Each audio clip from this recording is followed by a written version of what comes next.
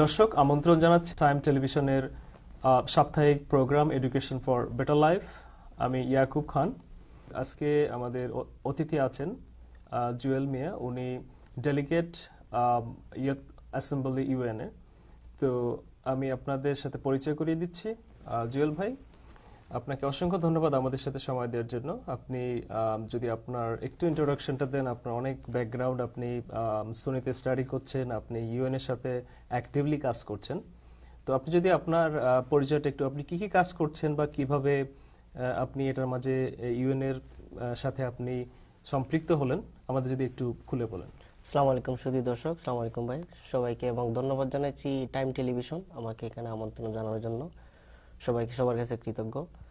আর basically আমি তো student of State University of New York, campus State College campus. আমি এখন ব্যাচেলার পড়ছি ওইখানে, computer information system. And then আমি লিবি কলেজ থেকে অ্যাসোসিয়েট ডিগ্রি কমপ্লিট করেছি অফিস টেকনোলজি। দেন তার আগে আমি জিইডি কমপ্লিট করেছি, যেহেতু বাংলাদেশের পড়ালেখাটা আমি দেখাইতে পারিনি সামহাউ রিজন। দেন এখানে আসার পরে তো কাজ শুরু করলাম। দেন অনেক কিছু আমি জানতাম না যে কিভাবে পড়ালেখা করতে হবে, আমাকে কেউ কোনো গাইডলাইন্স দেয় নাই। আপনি কত আগে আসছেন এখানে? আসছি 2007 এর ফার্স্টে, 2007 এর প্রথমে ফার্স্টে। আসলাম। আপনি কখন থেকে 2007 এর ফার্স্টে এসে আপনি মানে কখন থেকে অ্যাক্টিভলি মানে পড়াশোনা শুরু করেছেন? অ্যাক্টিভলি শুরু করছি 2012-এ। 2012 আমি যখন প্রথমে এসে ডাঙ্কিন ডোনারে জব করতাম, কারণ প্রথম এসে তো অনেক কিছুই জানি না বা বুঝি না, তখন অনেক ছোট। আমার তো, আমি ফ্যামিলির বড়, আমার এখানে 5 ভাই 1 বোন, আব্বা আম্মা নিয়ে আসি।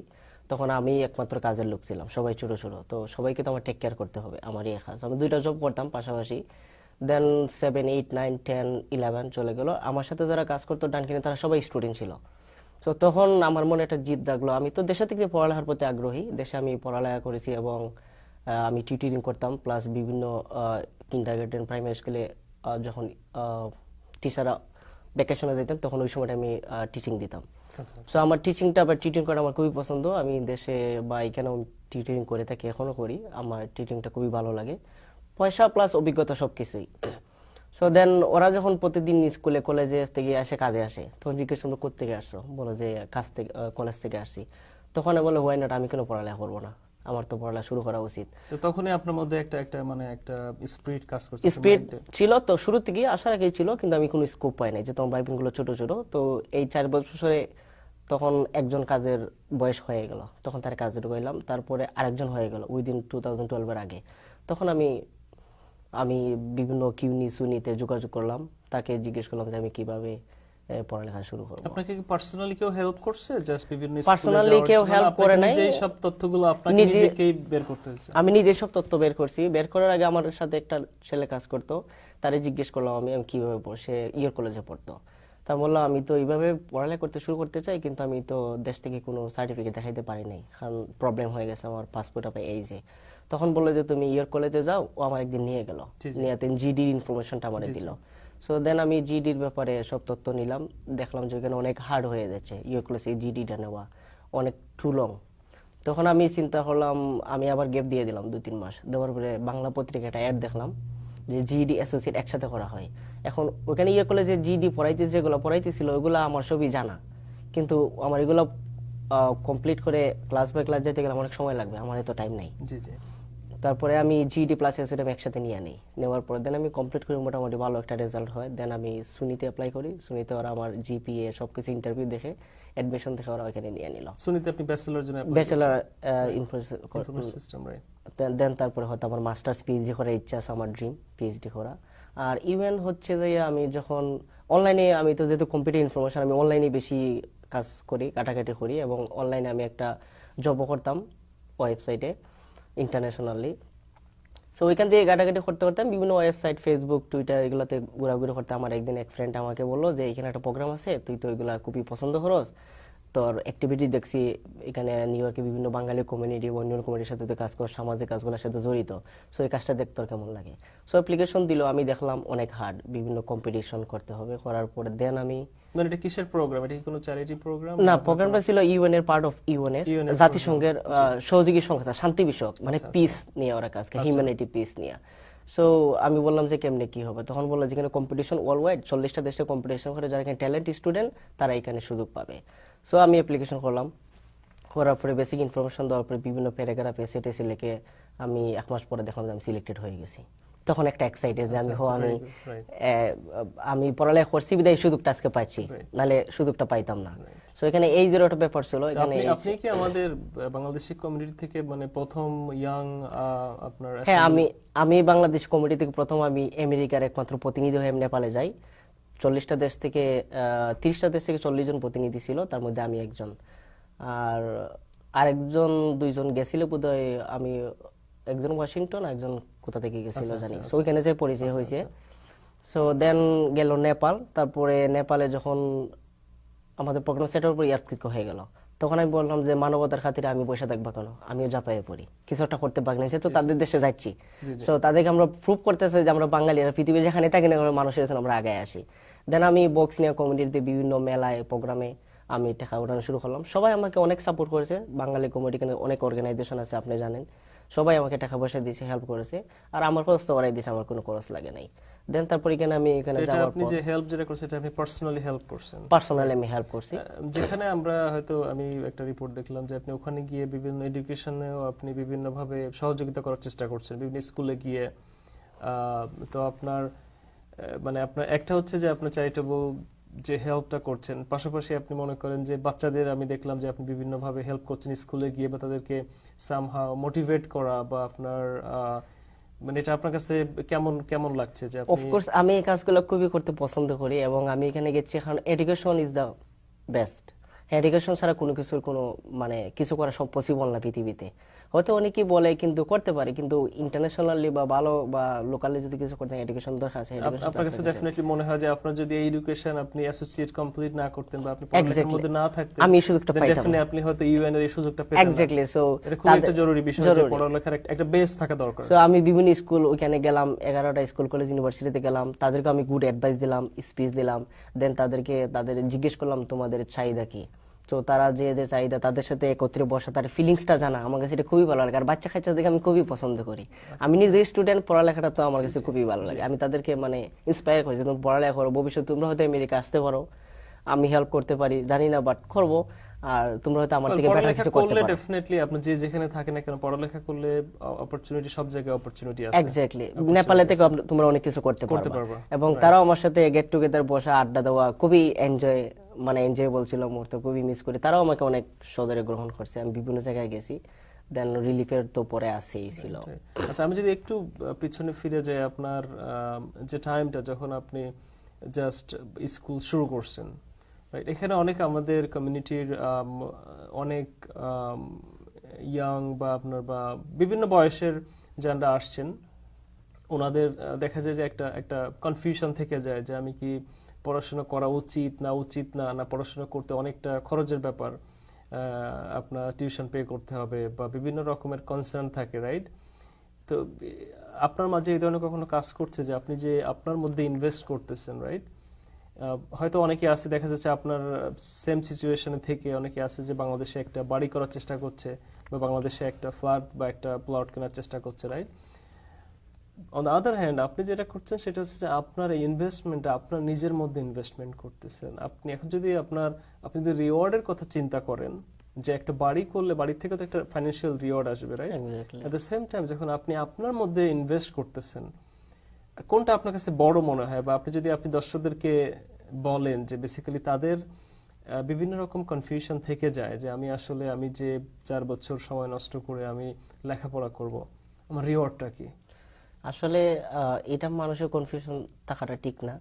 আমার সাজেশন হচ্ছে যারা ওইখানে পড়ালেখা করতেছে তাদের সাথে কথা বলা উচিত কিছু করার আগে। আর যারা মুরব্বী, যারা কমিটিতে কাজ করেন বা যারা জানেন দেশে অনেকদিন তাদের সাথে যোগাযোগ করাটা খুবই, করেন বা না হয় এটা পরের কথা, কিন্তু তাদের সাথে আলাপ করে নেওয়াটা ভালো। যেটা আমি করেছি আগে, আমি কিছুটা করার আগে সবার সাথে আলাপ করে নিই।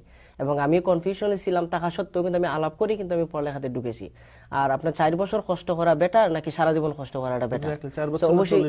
এক্স্যাক্টলি, 4 বছর কষ্ট করাটা অনেক বেটার। 4 বছর কষ্ট করলে আপনি কিন্তু না খেয়ে থাকবেন না, আর বাড়ি গাড়ি টাকা পয়সা সারা জীবনে আপনি পাবেন, কিন্তু এডুকেশনটা কিন্তু সবসময় পাবেন না। সো এডুকেশনটা আপনার রাইট সময় আপনি নিতে হবে। এডুকেশন নিয়ে নেওয়ার পরে যদি আপনি একটা হরজব করেন, তারপর আপনার একটা ভ্যালু থাকবে, একটা সম্মান থাকবে যে আমার একটা এডুকেশন আছে, একটা ব্যক্তিত্ব আছে, আমি একটু জানতে পারতেছি।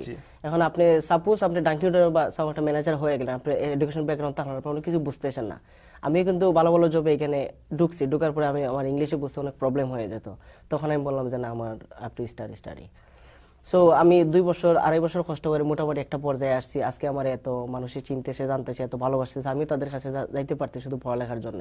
এবং আমি ব্যাচেলর বা মাস্টার্স পিএইচডি কমপ্লিট করলে পাশাপাশি কিন্তু পয়সা আসবে, কিন্তু পয়সাটা কিন্তু ইম্পর্টেন্ট না, এডুকেশনটা কিন্তু বেশি ইম্পর্টেন্ট সব ক্ষেত্রে, সেটা পার্সোনাল ক্ষেত্রে। একটু ধৈর্যের দরকার আপনার। আপনি যদি মনে করেন যে আপনি এই মুহূর্তেই আপনি শর্ট টার্মের জন্য আপনি এই মুহূর্তেই মানি মেক করতে চান, তাড়াতাড়ি সব কোনো কিছু হবে না। ডেফিনেটলি আপনি যদি এখন পার্ট টাইম জব করছেন, আপনি এখন পার্ট টাইম না করে আপনি যদি ফুল টাইম জব করেন, definitely you will make more money. হ্যাঁ, আমি যদি দুইটা জব তখন করছি, আমার পকেটে অনেক পয়সা ছিল, কিন্তু এখন আমার 2 দিন কাজ করি, পড়ালেখাটা করা, পয়সা থাকে না। একদিন পয়সা দিলে আরেকদিন কি চিন্তা করতে হয় আমার, কিন্তু ইনশাআল্লাহ আমি আই হোপ তারপরে আপনি কন্টিনিউ করছেন বিকজ আপনি জানেন যে আপনার ফিউচারটা কোথায়। এক্স্যাক্টলি, আমি সেই আমার রাস্তা আমি খুঁজ করে নিয়েছি, কিন্তু কেউ জায়গা দিবে না, জায়গাটা ফাইট করে বাইরে করতে হবে। এখন আমি সেই ফাইটে আছি। আপনার কাছে কি মনে হয় যে যারা আপনার আজকের দর্শক যারা দেখছেন বা আমাদের কমিউনিটিতে যারা আছেন আমাদের বয়সের বা বিভিন্ন বয়সের, রাইট, আপনার কাছে কি মনে হয় না যে এরা যদি এই সেম মেসেজটা আপনার মতো চিন্তাধারা থাকতো, রাইট, তাহলে ডেফিনেটলি তারা এটা আদায় করে নিত, রাইট, যে America land of opportunity, right, এখানে অপরচুনিটি তো শেষ নাই, এই দেশে অনেক অপরচুনিটি আছে, আপনি তো জানতে পারেন, আপনাকে তো ফাইন্ড আউট করতে হবে এবং you have to work hard for it. So আমার সাথে অনেকে যোগাযোগ করতে পারেন। আমি যখন জ্যাকসন আইডি বা জামাইকে বিভিন্ন জায়গায় আমার ফ্রেন্ড, বন্ধু-বান্ধব, ছোট ভাই অনেকের সাথে দেখা হয়, আমি তাদেরকে এই মেসেজটাই দিই, প্লিজ অ্যাটলিস্ট পড়ালেখাটা করো। সো তখন বলে যে পড়ালেখা কি হবে, তুমি ইউএন এর প্রেসিডেন্ট সামথিং, অনেক বিভিন্ন ধরনের কথা। আমি বললাম হোক বা না হোক, এটা পড়ালেখাটা করলে নিজের ব্যক্তিত্বটা অ্যাটলিস্ট গঠন করতে পারতেছো, অন্য করে হেল্প করতে পারতেছো, ইউনিভার্ন অনেক কিছু হয়ে যেতে পারো। তুমি আগে বলতে পারো না যে একটা কিছু হয়ে যাবে, হইতেও পারো।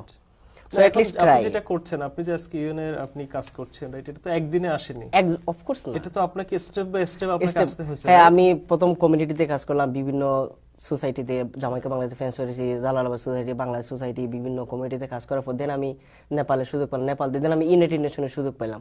হ্যাঁ, ইউনাইটেড নেশনে আমি জেনারেল অ্যাসেম্বলিতে যাওয়ার জন্য ঢুকার জন্য অনেকবার আমি ট্রাই করেছি, অনেকে রিকোয়েস্ট করেছি, কেউ দিতে চায় না চান্স।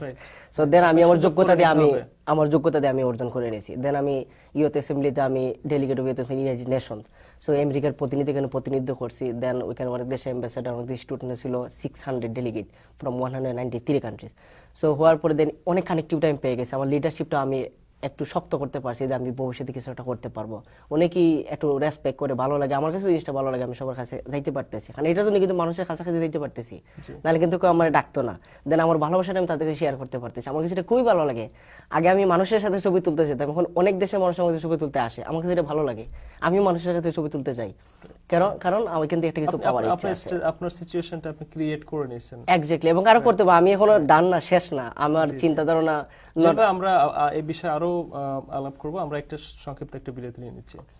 দর্শক আমাদের সঙ্গেই থাকুন, আমরা ছোট্ট একটি বিরতি নিয়ে নিচ্ছি। ধন্যবাদ।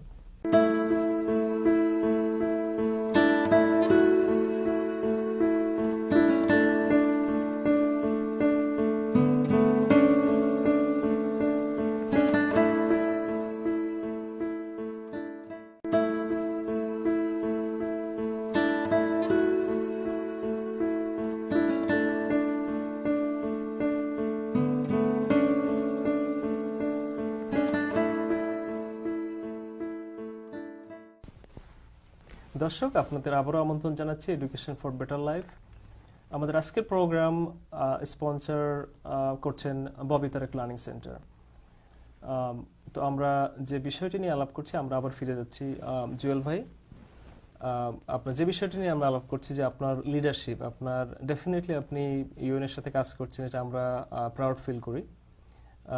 এখন আপনি যদি একটু আমাদেরকে খুলে বলেন যে যারা আমাদের কমিউনিটিতে আছে, অনেকে মনে করেন যে শুধু লেখাপড়া করছে, মনে করছে যে আমার যদি ভালো জিপিএ থাকে then I will find a good job, right, কিন্তু আপনার এই যে লিডারশিপ স্কিল যেটা, এটা কতটা রোল প্লে করে যখন আপনি একটা জবের জন্য যাবেন বা আপনার রেজিউমিটা যখন আপনি কোথাও সাবমিট করবেন, যাদের শুধু মনে করেন যে শুধু জিপিএ আছে আপনার অলমোস্ট সে 3.9 বা 3 more than that, right, on the other hand আপনার জিপিএ আছে, at the same time আপনার একটা লিডারশিপ স্কিল আছে, you can put something on your resume, right?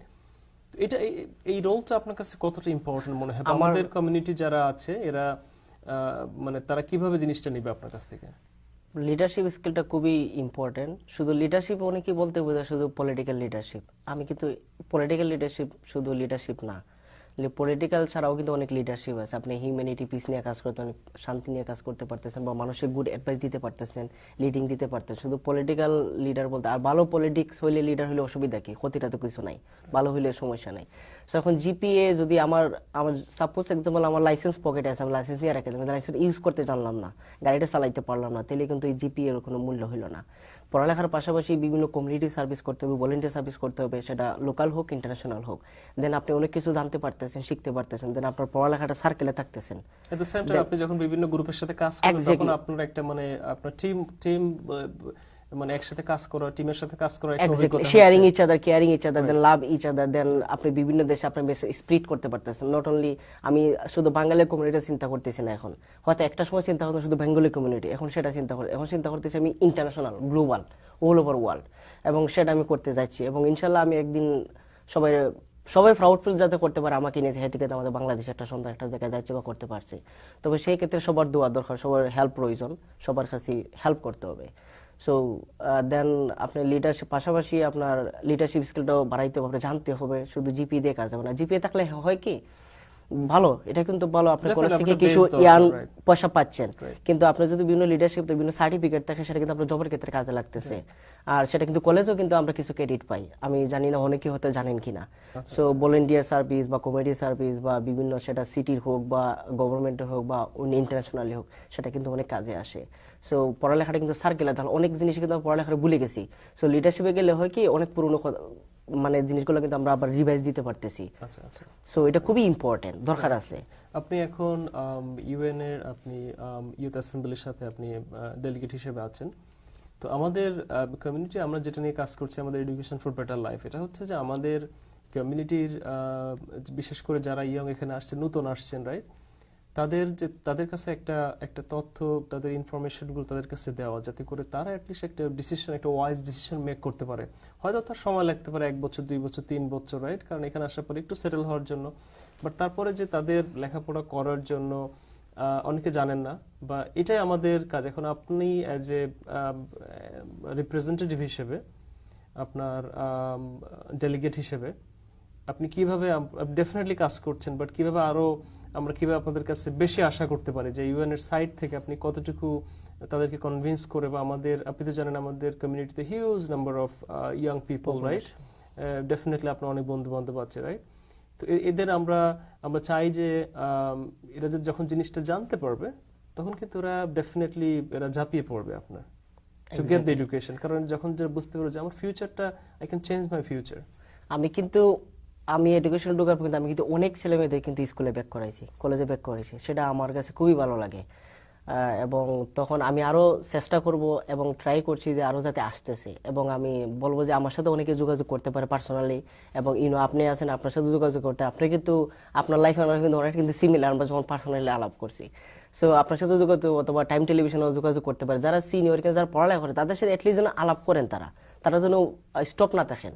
At least আলাপ করলে হয় কি, তখন মাথায় কাজ করবে যে উনি এই কথাটা বললো যে কেমনি কি করা যায়। আপনি একটা কথা, আপনি যে কথাটি বলেছেন যে আপনার অ্যাডভাইসটা নেওয়া উচিত, যে এখানে পড়াশোনা করছে তার কাছ থেকে, ইজ ভেরি ইম্পর্টেন্ট। এক্স্যাক্টলি, সে তো সবকিছু জানে, রাস্তাটা জানে, সে অবশ্যই মন্দ কোনো কিছু বলবে না, অবশ্যই সে ভালোটা বলবে। এবার অনেক ক্ষেত্রে যেটা এখানে যারা পড়ালেখা করেননি, তারা কিন্তু রাস্তাটা জানেন না, তারা হয়তো আপনাকে রাইট ইনফরমেশন দিতে পারবেন না।